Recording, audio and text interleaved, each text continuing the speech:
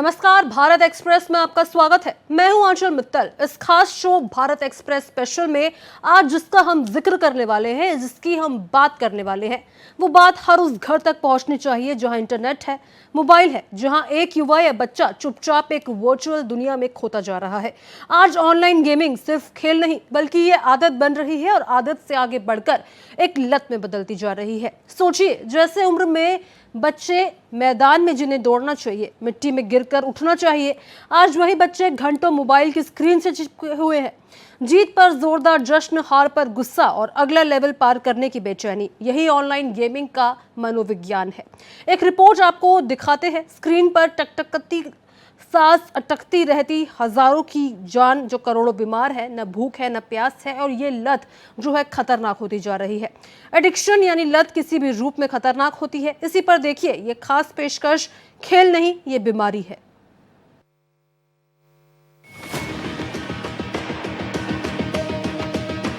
Screen पर टकटकी,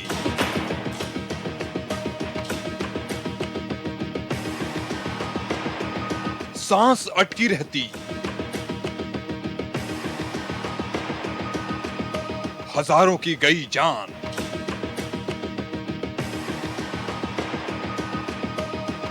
करोड़ों हुए बीमार,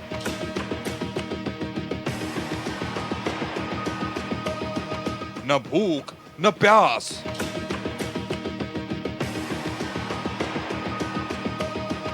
ये लत खतरनाक।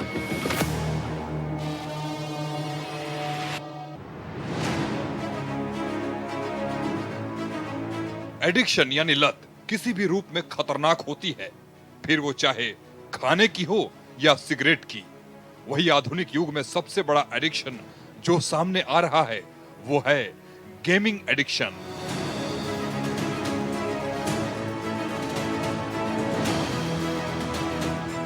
खेल में अक्सर कुछ चीजें शौक बन जाती हैं, शौक बनने के बाद वो आदत बन जाती हैं, और आदत बनने के बाद जब वो लत बन जाती है तो वो बीमारी बन जाती है। ऐसे में उनका इलाज होना बेहद जरूरी है। जी हाँ, हम बात कर रहे हैं ऑनलाइन वीडियो गेमिंग की, जिसकी गिरफ्त में आज भारत का 1000, 2000, लाख, 2 लाख नहीं बल्कि करोड़ों युवा फंस चुके हैं, बच्चे फंस चुके हैं। इतना ही नहीं, समझदार वयस्क भी इसकी गिरफ्त में फंसे हुए हैं। इनको कैसे बाहर लाया जाए, ये एक बड़ी चुनौती के रूप में पूरे देश के सामने है। आज हमारा कार्यक्रम खास तौर पर इसी को लेकर बनाया गया है, और हम आपको बिंदुवार समझाएंगे कि आखिरकार ये लत क्यों पड़ती है, इससे क्या नुकसान होता है, और इसकी गिरफ्त में आने के बाद बाहर निकलने की क्या कुछ गुंजाइश है, कैसे आप बाहर निकल सकते हैं, क्या इसके लक्षण हैं, कैसे आप, अगर बच्चों में इसकी लत पड़ती है तो उनको कैसे निकाल सकते हैं। इन सभी से आपको रूबरू कराएंगे बिंदुवार। आइए हमारे साथ और समझिए वीडियो गेमिंग की लत से कैसे बाहर निकला जाए, और इसकी गिरफ्त में आए हुए लोगों के लक्षण क्या होते हैं। यदि आपका बच्चा, यदि आपका भाई, यदि आपके परिवार का कोई सदस्य इसकी लत में पड़ गया है तो उसको पहचानिए और उसको बाहर लेकर के आइए। आइए चलिए मेरे साथ और समझिए पूरी कहानी को। WHO के अनुसार वीडियो गेम एडिक्शन को एक मेंटल डिसऑर्डर की श्रेणी में माना जा चुका है। जब किसी वीडियो गेम का इंसान भूख, प्यास, नींद, दैनिक क्रिया, आराम और जिंदगी के दूसरे जरूरी कामों से ऊपर रखकर घंटों वीडियो गेम खेलता है, तो ये एक प्रकार का मेंटल डिसऑर्डर कहा जाता है। गेम को रोकना या खत्म करना अपने वश से बाहर हो जाता है, सेल्फ कंट्रोल जीरो हो जाता है, और व्यक्ति अकेलेपन का शिकार होने के साथ शारीरिक रूप से अस्वस्थ हो जाता है। गेमिंग एडिक्शन में इंसान इस बात को मानने को तैयार नहीं होता कि उसे किसी प्रकार का एडिक्शन है। हमारे बहुत से बच्चे गेमिंग डिसऑर्डर से परेशान हैं, उन्हें इसका एडिक्शन हो जाता है और उनके जीवन की समस्या बढ़ जाती है। बहुत से अभिभावक हैं, माता पिता हैं, जो ऐसे में डॉक्टरों के पास आते हैं। हमें ये समझना चाहिए कि ये एक डिपेंडेंस डिसऑर्डर, मतलब जैसे शराब की आदत होती है या किसी ड्रग्स की आदत होती है, ये उसी तरह की एक समस्या है।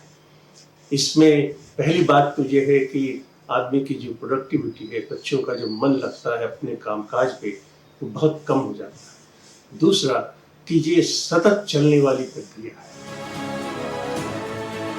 दरअसल आज के डिजिटल युग में हर कोई अपना ज्यादा से ज्यादा समय टेक्नोलॉजी और गैजेट्स के बीच ही बिताता है। बच्चे हों या बड़े, सभी अपने साथ कोई न कोई डिजिटल डिवाइस लिए नजर आते हैं। हालांकि हर वक्त इन डिवाइस के बीच रहने से कई तरह की समस्याएं भी होने लगती हैं।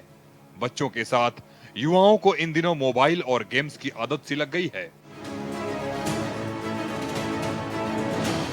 ये अभी के जो वस्तु स्थिति है उसमें बहुत बड़ी समस्या है और इसके ऊपर काफी रिसर्च और स्टडीज भी चल रहे हैं।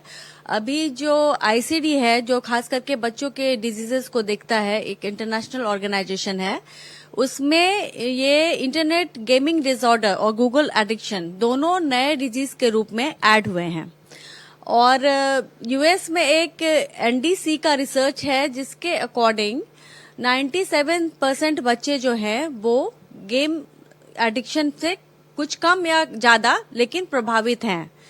और जिनका एक रिसर्च किया गया गेमर्स बच्चों में और नॉन गेमर्स बच्चों में, तो उसका प्रभाव देखा गया कि क्या है ये मस्तिष्क पे और ब्रेन पे।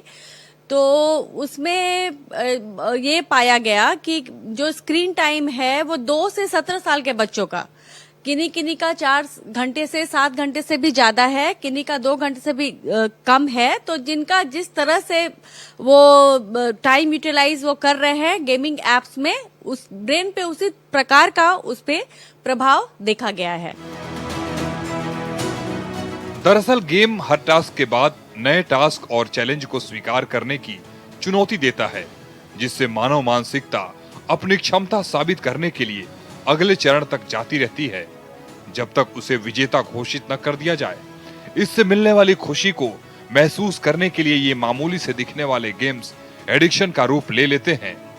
बच्चे और युवा आसान बोरिंग गेम्स खेलना नहीं चाहते, वे चुनौतियां स्वीकार करके उपलब्धि हासिल करने वाले गेम पर ज्यादा फोकस करते हैं।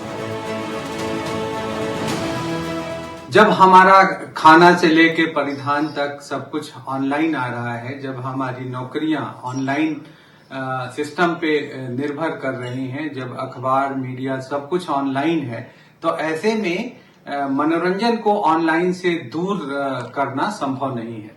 तो इसलिए इस पे ये विचार करना कि ये रुक जाएगा, फिलहाल ये असंभव दिखता है। दूसरी समस्या ये है कि बच्चों का इस पे जाना, निश्चित रूप से उनको खुशी मिलती है, और जब आपको खुशी किसी चीज से मिलती है तो उसको करने के लिए बार बार आपका मन आपको प्रेरित करता है। तो बच्चे इस पे जा रहे हैं और यही कारण है कि ऑनलाइन गेमिंग दुनिया में इस समय काफी बड़ा बिजनेस भी बन गया है। तो अब इसमें कई लोगों के इंटरेस्ट जुड़ गए हैं। अब ये सिर्फ बच्चों का मामला नहीं है, इसमें वो कंपनियां जो प्रोग्राम बना रही हैं, जो ऑनलाइन गेमिंग लॉन्च कर रही हैं, और बड़ी बड़ी एडुटेक कंपनियां इसमें एंटर कर गई हैं, और ये संगीत और फिल्म से बड़ा उद्योग बन गया है, जिससे आसानी से एडिक्शन हो जाता है। कम समय के लिए मिलने वाली वर्चुअल उपलब्धि उन्हें किसी मिशन का हिस्सा बनने जैसा महसूस कराती है, जिसे वे उत्सुकता से खेलते रहते हैं, और ये एडिक्शन में तब्दील हो जाता है। वहीं जब एडिक्शन के शिकार हो चुके शख्स से गेम को बंद करने को कहा जाता है, तो उन्हें वास्तविक दुनिया बड़ी सामान्य और बोरिंग लगने लगती है, और कोई भी काम उनके गेम जैसा दिलचस्प नहीं लगता। फिर दोबारा गेम मिलने पर वे सामान्य हो जाते हैं और एक हीरो जैसा महसूस करते हैं जो दुनिया को बचाने निकला हो। फिर वो जितना गेम खेलते हैं उतना ही अधिक कठिन इस एडिक्शन से निकलना होते जाता है।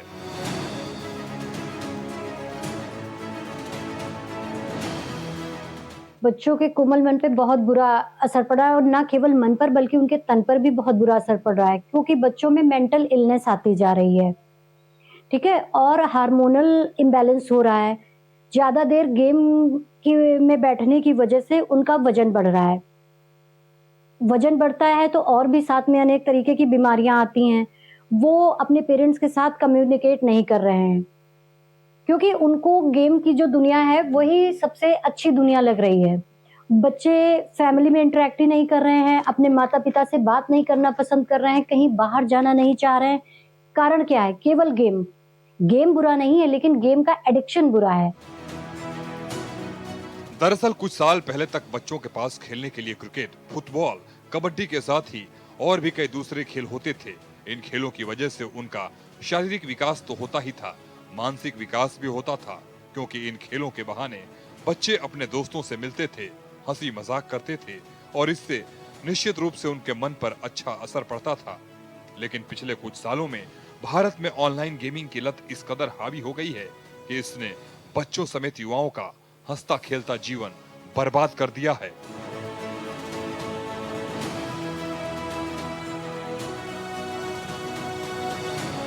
ऑनलाइन गेमिंग का क्या असर हुआ है, इससे आपको एक सच्ची घटना से समझाते हैं। मध्य प्रदेश में रहने वाले एक 17 वर्षीय किशोर ने कुछ दिन पहले जब अपनी मां से सवाल पूछा कि मां, जो लोग छत से गिर जाते हैं उन्हें कितनी चोट लगती है, मां को यह सवाल बेहद अटपटा लगा। उन्होंने अपने बेटे से पूछा कि तू ये क्यों पूछ रहा है। बेटे ने इसका जवाब नहीं दिया, लेकिन अगली सुबह उसने छत से कूदकर जान दे दी। निश्चित रूप से 17 साल के इस किशोर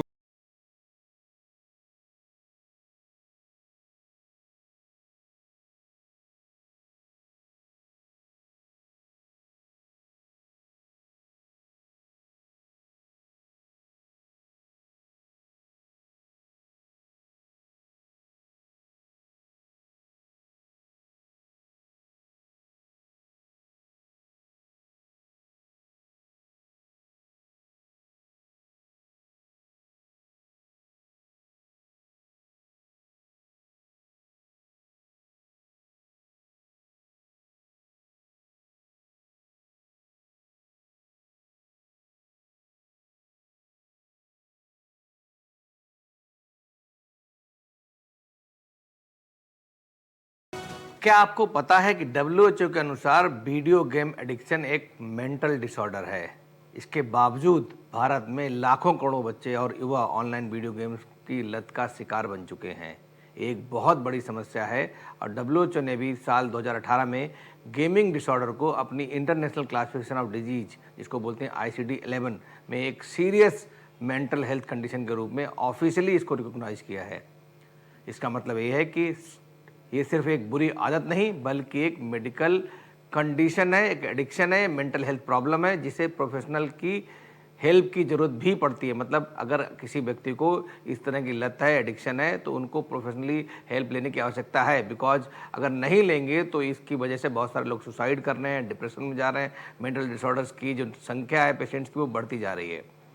भारत में इसकी ग्रेविटी और भी ज़्यादा है क्योंकि जो एक स्टडी हुई है उसके मुताबिक हमारे देश में एडोलेसेंट्स में इंटरनेट गेमिंग डिसऑर्डर का जो प्रेवलेंस है वो 1% से लेके लगभग 20% तक है। मतलब लगभग 20% जो हमारे बच्चे हैं, एडोलेसेंट्स हैं, जो 13 से 19 साल तक के लोग हैं, वो लोग कहीं ना कहीं इसकी लत से शिकार हैं, इसकी लत में एडिक्ट हैं। दरअसल डिजिटल क्रांति ने दुनिया को अभूतपूर्व रूप से बदल दिया है। स्मार्टफोन, हाई स्पीड इंटरनेट और सस्ते डेटा ने मनोरंजन को हमारी हथेलियों में ला दिया है। इसी बदलाव का सबसे प्रभावशाली और विवादास्पद रूप बनकर उभरा है ऑनलाइन गेमिंग। कभी सीमित समय के लिए खेले जाने वाला साधारण मनोरंजन आज कई परिवारों, स्कूलों और समाज के लिए गंभीर चिंता का विषय बन चुका है।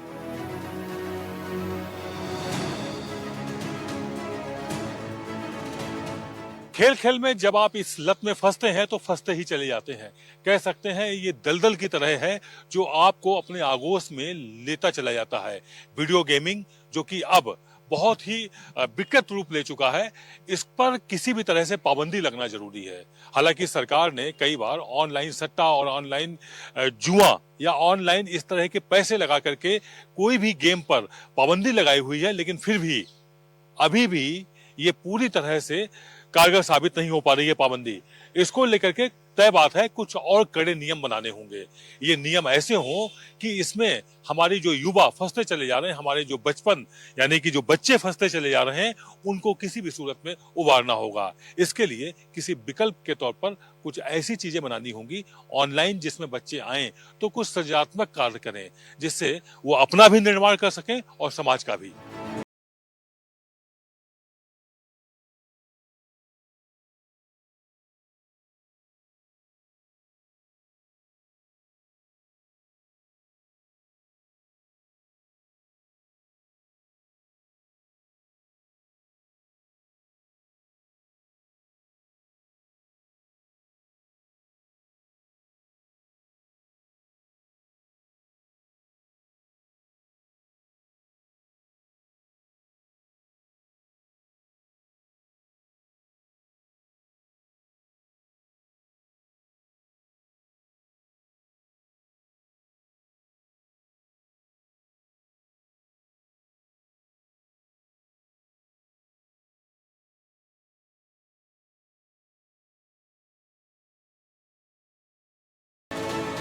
पढ़ाई में कमी, मन न लगना, डिप्रेशन, एंजाइटी और आगे चलकर होने वाली समस्याएं बढ़ती जाती हैं।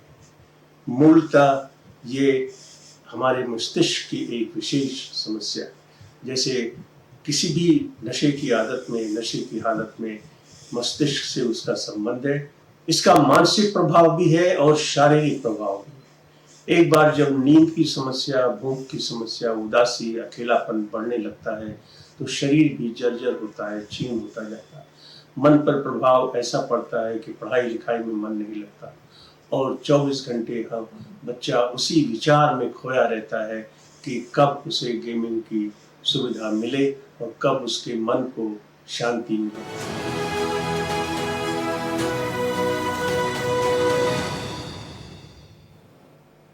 ऑनलाइन गेम किस तरह लोगों के जीवन में खतरनाक रूप ले रहा है, ये रिपोर्ट देखिए। किशोरों और युवाओं में ये लत तेजी से फैल रही है।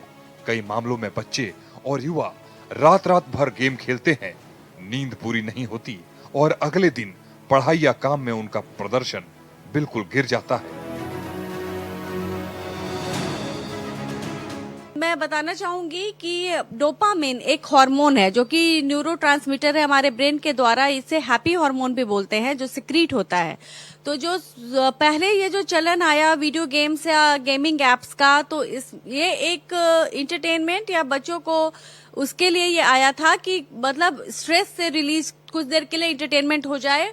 तो लेकिन धीरे धीरे ये क्या हुआ कि डोपामिन लूप होते चला गया, ये पसंद आते चला गया बच्चों को, युवाओं को, और उसमें डोपामिन का सिक्रेशन जो है वो ब्रेन में कुछ ज्यादा होने लग गया और ये एक एडिक्शन के तौर पे आया, जो कि एक गंभीर समस्या है और बीमारी है। इसके बहुत सारे कुप्रभाव हैं। ऑनलाइन गेमिंग का सीधा असर मानसिक स्वास्थ्य पर भी पड़ता है। अत्यधिक गेमिंग से चिड़चिड़ापन, चिंता, अवसाद, आक्रामक व्यवहार और ध्यान की कमी जैसी समस्याएं बढ़ रही हैं। हारने पर गुस्सा, जीतने पर अस्थायी खुशी, ये भावनात्मक उतार चढ़ाव मानसिक संतुलन को प्रभावित करता है। इसी वजह से विश्व स्वास्थ्य संगठन ने गेमिंग डिसऑर्डर को मानसिक स्वास्थ्य समस्या के रूप में मान्यता दी है। ये चेतावनी साफ है कि अनियंत्रित गेमिंग खासकर बच्चों और किशोरों के लिए दीर्घकालिक मानसिक खतरे पैदा कर सकती है। लंबे समय तक स्क्रीन के सामने बैठे रहना शारीरिक स्वास्थ्य के लिए भी हानिकारक है। आंखों में जलन, सिर दर्द, गर्दन और पीठ दर्द, मोटापा और नींद संबंधी समस्याएं आम होती जा रही हैं। बच्चे और युवा शारीरिक गतिविधियों जैसे खेलकूद, दौड़ना और योग से दूर होते जा रहे हैं। कम उम्र में ही मोटापा, मधुमेह और जीवन शैली से जुड़ी बीमारियों का खतरा बढ़ना एक गंभीर संकेत है कि ऑनलाइन गेमिंग हमारी युवा और आने वाली पीढ़ी के स्वास्थ्य को कैसे प्रभावित कर रही है। जिस उम्र में बच्चों को अपने भविष्य के बारे में सोचना है, अपनी जिंदगी के बारे में सोचना है, वो समय और वो एनर्जी वो वीडियो गेम में बर्बाद कर रहे हैं। उनको पता ही नहीं है कि वो कितना कीमती समय अपना खराब कर रहे हैं। और काफी हद तक मोबाइल जिम्मेदार है इस चीज का, क्योंकि हर बच्चे के हाथ में मोबाइल है और उसमें वो पढ़ रहे हैं या गेम खेल रहे हैं या क्या अदर एक्टिविटी कर रहे हैं, ये पेरेंट्स को भी नहीं पता होता है। पेरेंट्स के पूछने पर वो ये बोलते हैं कि हम पढ़ाई कर रहे हैं, लेकिन उन्हें ये नहीं पता है कि वो बच्चे उसमें मोबाइल में क्या कर रहे हैं। दरअसल लंबे समय तक गेमिंग के बाद सोना बच्चों के लिए तनाव, नींद की कमी, दिल की धड़कन में असर जैसी स्थितियां पैदा कर सकता है। गेम में एड्रेनालिन रश और प्रतिस्पर्धा के लिए कारण दिमाग लगातार सक्रिय रहता है। सोने के समय भी दिमाग पूरी तरह शांत नहीं होता। इससे तनाव और बेचैनी बढ़ सकती है।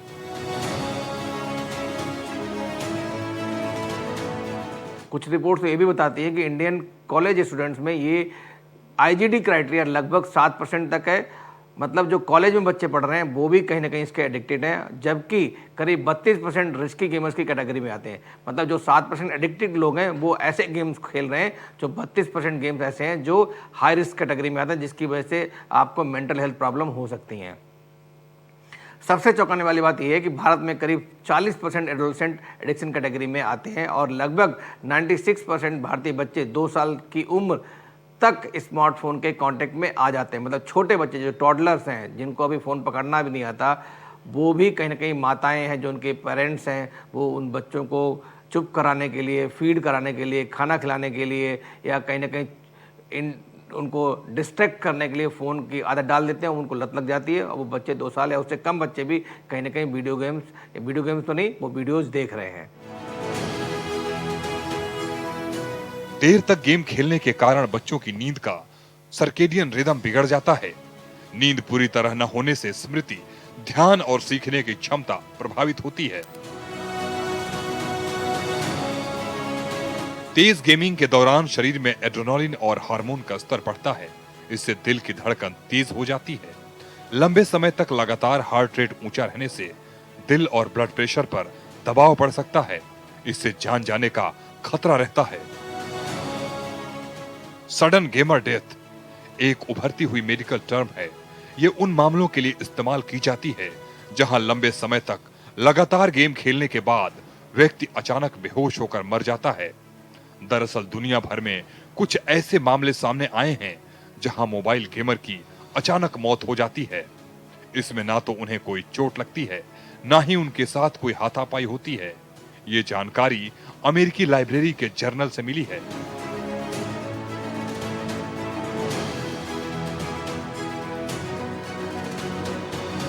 अमेरिकी नेशनल इंस्टीट्यूट ऑफ हेल्थ के रिसर्च के अनुसार दुनिया भर में ऐसे करीब 24 मामले सामने आए हैं जहां लोग लगातार गेम खेलते हुए मौत के शिकार हुए हैं।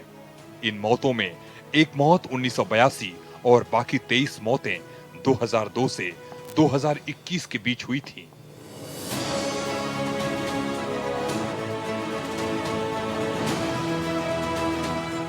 आपके परिवार में यदि कोई इस गिरफ्त में आ चुका है तो अब आपकी जिम्मेदारी बहुत ज्यादा बन जाती है और उसको जरूरत है अपनेपन का एहसास दिलाने की, जिसमें उसे लगे कि नहीं उसका परिवार उसके साथ है, ना कि वो अपने परिवार से बहुत दूर जा चुका है, जबकि हकीकत में आपके परिवार का वो सदस्य आपसे काफी दूर जा चुका होता है।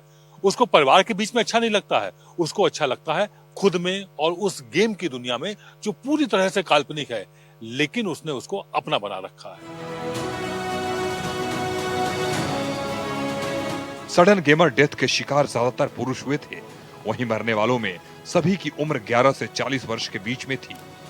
ज्यादातर मामले दक्षिण पूर्व एशिया के देशों से आए हैं।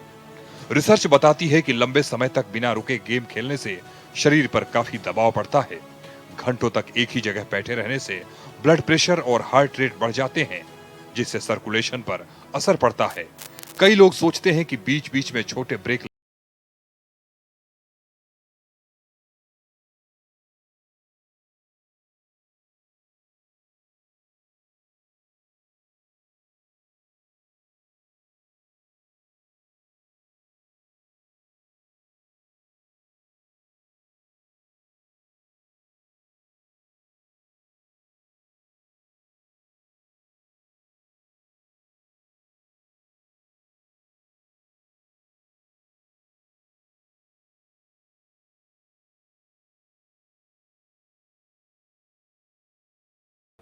हमारी इस खास पेशकश में फिलहाल इतना ही। बाकी की देश और दुनिया की जुड़ी तमाम खबरों के लिए बने रहिए भारत एक्सप्रेस के साथ।